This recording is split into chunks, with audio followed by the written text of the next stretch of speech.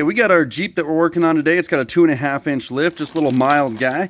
And we need to install these drop spacers for the rear sway bar, and then we also have the offset sway bar link. Why are we replacing these when we already did it when we did our lift? I'll show you.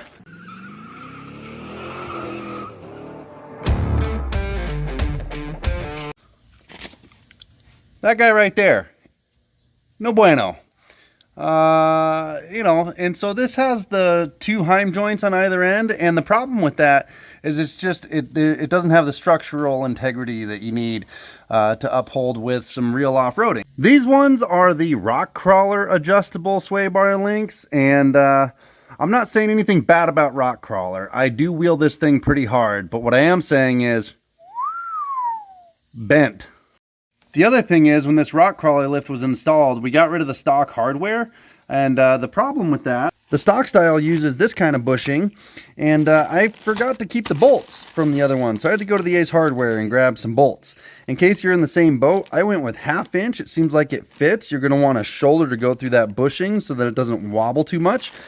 And then a lock washer and a regular washer for the nut side, lock washer and washer for the other side. I think that'll work just fine. And with this spacer, all we're gonna do is just undo these two bolts, throw the spacer on, this mount goes back in, we got a couple new bolts that Metal Cloak gave us, and that's that. And all that does is just bring it down enough so that we aren't putting constant pressure on this and we don't have to go with an adjustable length sway bar end link. And you see, when I put the new bolt through, then you end up with about the same thread pattern. You're not going to be able to use your stock bolt. See, that just isn't gonna happen. If you've ever seen Kyle do suspension work on this channel, then you've seen Kyle do blue thread locker.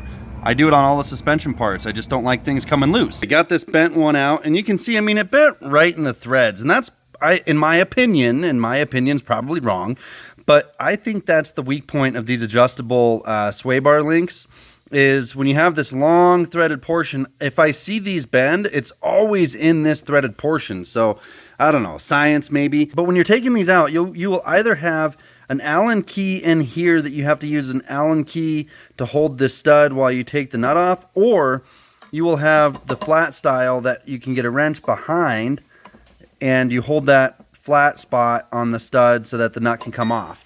I don't know, you probably already knew that, but in case you didn't, there you go. Now this is how I have it set up. You don't have to do it this way. I'm probably wrong. The top stud's going to go through with the washer and a nut on the other side of the mount. And then the bottom bolt's going to go through with the head of the bolt towards the tire. I've got a lock washer and a regular washer on the bolt side. And then I've just got a washer and a nut on the other side. Again, it's going to go the head of the bolt towards the tire, and this is going to be the tire side of the bottom mount. I'll show you what that looks like. I didn't really like how it was sitting in there, so I went ahead and put a washer on the back end of this too. And then I'm going to put the stud through the hole, washer on this side, and a bolt. Yeah, washer, sway bar, washer, nut. I think I like that better. This is going to surprise you guys, but I actually used a torque wrench, 45 foot-pounds on all of these bolts. 45, 45, 45, 45, 45, 45, 45, 45.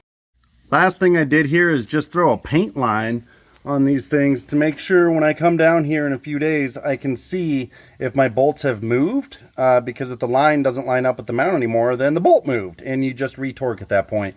You should also retorque at about 100 to 500 miles, somewhere in there. It's not really a science so much as it is just like a recommendation. That's a good looking sway bar link.